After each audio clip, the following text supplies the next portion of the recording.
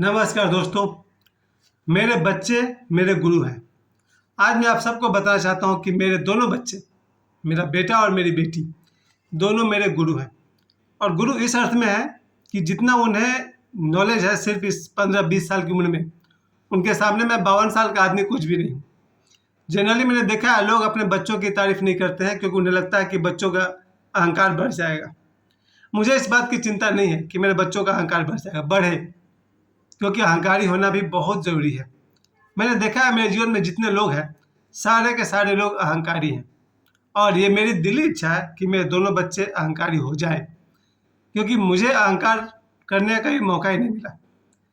किस बात पे अहंकार करते हम? न शक्ल है, न सूरत है, न पैसा है, न ताकत है, कुछ भी नहीं है। अहंकार किस बात का करते? लेकिन धन्य है मेरा भाग्य कि मुझे ये 2 बच्चे मिले, मेरा बेटा और मेरी बेटी। ये दोनों मेरे गुरु हैं। वैसे आध्यात्मिक गुरु तो ओशो हैं, लेकिन आज सुबह ही मेरा बेटा एक लाइन कह रहा था कि मान और अपमान का मोह कैसा। मैं स्तब्ध रह गया, मुझे वो लाइन बड़ा अच्छा लगा। मान और अपमान का मोह कैसा, क्योंकि वो लगातार वो कृष्ण भगवान का गीता वो सुनते रहता है, देखते रहता है, पढ़ते रहता है। उसके आइडियल है कृष्ण भगवान। उसके कमरे में भी कृष्ण भगवान का ही फोटो लगा हुआ है और वो उन पर स्टडी करता है। उसके बिस्तर पर भी तो कृष्ण भगवान का ही एक बुक रखा रहता है। इस तरह से सुबह उसने अचानक जब मुझसे कहा कि मान और अपमान का मोह कैसा, मैंने कहा बिल्कुल सही लगा। और इस तरह से इस मात्र 20 साल की उम्र में उसे दुनियादारी का इतना नॉलेज है कि ऐसा लगता है वो 50 साल का बूढ़ा आदमी है। उसको हर तरह का नॉलेज है। समाज क्या है, अपने क्या है, पढ़ाई क्या है, गरीबी क्या होता है, अमीरी क्या होता है। इतना वो पका हुआ लड़का है कि वो अपने नॉलेज से, अपने अनुभव से मुझे हमेशा मोटिवेट करते रहता है। मेरा बेटा सुबह से लेकर रात तक उसे जहाँ भी लगता है कि यहाँ बूस्टअप करने की ज़रूरत है, मेरे पास खड़ा है। जीवन में कहीं भी कोई भी मानसिक समस्या हो या कोई सामाजिक समस्या हो, बिल्कुल मेरे पास खड़ा है। जिस तरह से मैंने आज तक अपनी कोई भी बात अपने बेटे से नहीं छिपाई है। आश्चर्य की बात है कि लगभग मैं 100% बात अपने बेटा से सब कुछ कर लेता हूँ। कुछ भी मतलब कुछ भी, बस भाषा अच्छी होनी चाहिए। यही बात सही है, क्योंकि जीवन में जो कुछ भी मैं करता हूँ, मैं कहता हूँ, सब कुछ मैं उसको बताता हूँ। And he is always standing behind me. वो हमेशा मेरे पीछे खड़ा रहता है, अपने राय मुझे देते रहता है। मुझे राय की ज़रूरत है, क्योंकि मुझे कभी लगा ही नहीं कि मैं कोई बहुत बड़ा मैच्योर आदमी हूँ। और दूसरी तरफ मेरी बेटी है, जिसे मैं अगर कहूँ कि मेरे अपने लिए, कहते ना जगत जननी माता, अगर मेरा बस चले तो उसे अपने लिए अपनी गुरु माँ कहता हूँ। मेरी बेटी ज्ञान का भंडार है। किताबी ज्ञान का तो है ही, उसने बहुत सारे शास्त्र पढ़ना, किताब पढ़ना, सनातन धर्म की किताब पढ़ना। इसके अलावा उसने ज़िंदगी को इतना नज़दीक से देखा है कि मात्र 15 वर्ष की उम्र में ऐसा लगता है कि उसे 15 जन्मों का ज्ञान हो गया है। वो जब शायद वो 1 साल की उम्र से लेकर के 15 साल की उम्र तक उसने जीवन को बहुत ही होशपूर्वक जिया है, जिसको ओशो कहते हैं होशपूर्वक। मेरी बेटी शायद 1 साल या 2 साल की उम्र से उसको सारी घटनाएं याद है और लोगों को बहुत ही ऑब्जर्व करके जीती थी। मैंने उसका नाम भी रख दिया था साक्षी, यानी कि देखने वाला। और बिल्कुल अपने नाम के अनुरूप उसने दुनियादारी को बहुत नज़दीक से देखा है। 8 साल की उम्र में उसकी माँ चल बसी। उसके बाद जो 8 साल की उम्र से लेकर के आज ये जो 8 साल का सफ़र उसने तय किया है, इस 8 साल में उसने दुनिया को बहुत नज़दीक से देखा। अपने पराए रिश्ते नाते, बाप भाई, पड़ोसी, क्लासमेट, ऐसा दुनिया में जितने भी आसपास के संबंध है, सबको उसने बहुत गहराई से स्टडी किया। और उस गहराई के स्टडी का परिणाम ये हुआ कि इस लड़की में इतनी मेच्योरिटी है कि सुबह से रात तक वो मेरे लिए एक जीवित गुरु की तरह उपदेश करती है। कहाँ मैं गलत हूँ, कहाँ मैं सही हूँ, मुझे क्या करना चाहिए। और वही बात मैंने फिर किया कि मैंने अपनी बेटी से आज तक अपनी कोई बात नहीं छिपाई है।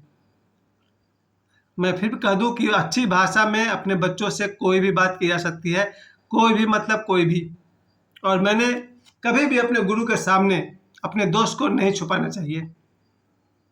ये बात ओशो ने अपने एक प्रवचन में भी कहा था कि अपने गुरु के सामने अपना कोई भी दोष नहीं छुपाना चाहिए। और मैंने अपना कोई भी दोष अपना बेटा से, अपनी बेटी से और अपने भाई से कभी नहीं छिपाया। अगर मैं गलत हूँ, जहाँ मुझ में कमी है, वो मैं अपने भाई को, अपने बेटा को, अपनी बेटी को ज़रूर बताता हूँ। चाहे मुझे कितना भी शर्मिंदा होना पड़े, चाहे मैं उनकी नज़रों में गिर जाऊँ, न उनसे मैं छुपा सकता हूँ, न मैं उनसे झूठ बोल सकता हूँ, क्योंकि मुझे अपने ऊपर भरोसा है कि मैं गलती कर जाता हूँ आसानी से। खैर, कहने का मतलब ये हुआ कि आप सब मेरे इस वीडियो से एक बात जरूर सीख जाए। जब आपके बच्चे भी 15-16 साल के हो जाएं, कभी कभी उनकी बात भी सुननी चाहिए, शायद वो भी सही हो। क्योंकि एक बात तो मैं समझ में आएगा कि मेरे जैसा अगर 52 साल का आदमी गलत हो सकता है, तो 15 साल का बच्चा सही भी हो सकता है।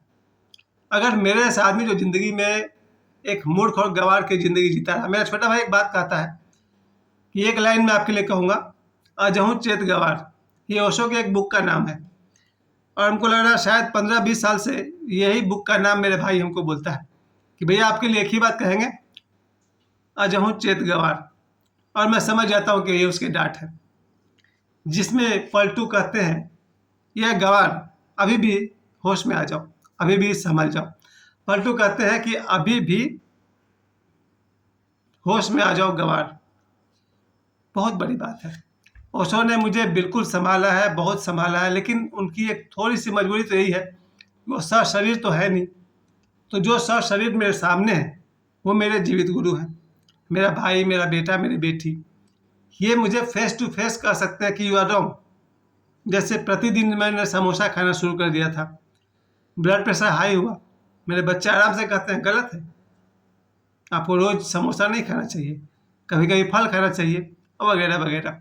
तो बात अगर सामाजिक हो या आध्यात्मिक हो, हर जगह पर मैंने अपने बच्चों का शरण लिया है। ये और बात है कि मेरे पास, मेरे सौभाग्य से आज ओशो जैसे आध्यात्मिक गुरु हैं और बाबा बागेश्वर जैसे आध्यात्मिक गुरु हैं, जिनकी सहायता मुझे एक सेकंड में मिलती है। जीवन में जब कभी भी मुझे अपने गुरु को पुकारना पड़े या नहीं पुकारना पड़े, ओशो को आने में एक सेकंड देर नहीं लगता है, क्योंकि वो कहीं गए ही नहीं। ओशो जैसे गुरु न कहीं जाते हैं न कहीं आते हैं, वो हैं। तो मुझे जीवन में जब भी कभी ज़रूरत पड़ती है, उसी सेकंड ओशो वहाँ उपलब्ध है। और बाबा बागेश्वर की तरफ से भी एक गिफ्ट है। अगर हम सब कभी भी किसी भी इमरजेंसी के टाइम में उनके गुरु अगर सन्यासी बाबा को याद करें, उनके एक छोटे से मंत्र से साथ, ओम सन्यासी देवाय नमः, और 5 बार इस मंत्र के उच्चारण करते ही, शायद एक बार भी या एक बार नहीं भी सही, अगर आपने बाबा बागेश्वर के गुरु सन्यासी बाबा को अपने आवाज़ दिया है, तो ऐसा असंभव है कि उनकी सहायता आप तक नहीं पहुंचे। आप इस धरती के कोने में कहीं भी रहिए, उनकी शक्ति, उनका आशीर्वाद आपके पास तत्क्षण आ जाएगा। कहने का मतलब ये हुआ कि आध्यात्म जगत से ओशो हैं और सन्यासी बाबा कहिए, बाबा बागेश्वर गुरु, इन दोनों को मैंने महसूस किया कि एक सेकंड लगता है आपके पास पहुंचने में, अगर आपको इनकी कोई ज़रूरत है तो। अदरवाइज इस समाज में, परिवार में कोई तो होना चाहिए जो आपके साथ खड़ा हो। करोड़ों में कोई एक आदमी होता है जो आपका दोस्त बनने के लायक होता है, करोड़ों में। दुनिया में जहाँ 700 करोड़ लोग हैं, आपके जीवन में हजारों लोग आपसे जुड़े हुए हैं, उनमें से कोई एक या दो है जो आपको समझता है और आपके साथ खड़ा है। जीवन में लगता है हमारे पीछे तो 50 लोग खड़े हैं, 100 लोग खड़े हैं, लेकिन जब असली समय जब आएगा तो आपको पता चलेगा पूरी ज़िंदगी में एक या दो लोग होते हैं जो आपको समझते हैं, और वो आपके साथ खड़े हैं आपके हर बुरे वक्त में। अच्छे समय में तो बहुत लोग साथ खड़े हो जाएंगे। इसे सावधान रहने के लिए मेरे बच्चे मुझे हमेशा कहते हैं, अपने आप को बनाइए, अपने आप को बिल्डअप कीजिए। इस वीडियो के माध्यम से मैं आप सभी को कहना चाहता हूँ, बाहर समाज में, हिमालय में खोजने के बजाय अपने घर में खोजिए। शायद आपको आपकी पत्नी में ही देवी मिल जाए, आपको आपकी बेटी में ही सब कुछ मिल जाए, आपके बेटे में ही आपका गुरु मिल जाए, और होना भी यही चाहिए। हम सब अपने परिवार से दूरी बना के रखते हैं और बाहर समाज में कटोरा लेकर भीख मांगते हैं, कोई भाई मेरा साथ दे दो, कोई दोस्त बन जाओ। कोई ज़रूरत नहीं है। मेरे देखे मेरे पिताजी हैं, अपने बच्चों से बढ़कर तो हमारा दोस्त कोई हो ही नहीं सकता है। ये मेरा अब का तजुर्बा है। इस 50 साल की उम्र में मैं दावे से कहता हूँ, इस दुनिया में मेरे सबसे अच्छे दोस्त कोई अगर हो सके तो मेरा बेटा और मेरी बेटी। बाकी सब नंबर 2, 3, 4 पर आएंगे। मेरे लिए नंबर 1 पर मेरे बच्चे मेरे दोस्त हैं, मेरे बच्चे मेरे गुरु हैं। आप सब इस वीडियो के माध्यम से मैं यही बात कहना चाहूँगा, देखिए अपने बच्चों की तरफ फिर से, आपका बेस्ट फ्रेंड आपके घर में ही मिल जाएगा। मुझे समय देने के लिए आप सबको बहुत बहुत धन्यवाद। आपको बाहर कहीं भटकना नहीं पड़ेगा। एक बार गौर से अपने बेटे की तरफ देखिए, आपको आपका दोस्त इन्हीं में मिल जाएगा, कहीं आपको बाहर भटकना नहीं पड़ेगा। मुझे समय देने के लिए आप सभी को बहुत बहुत धन्यवाद। प्रणाम।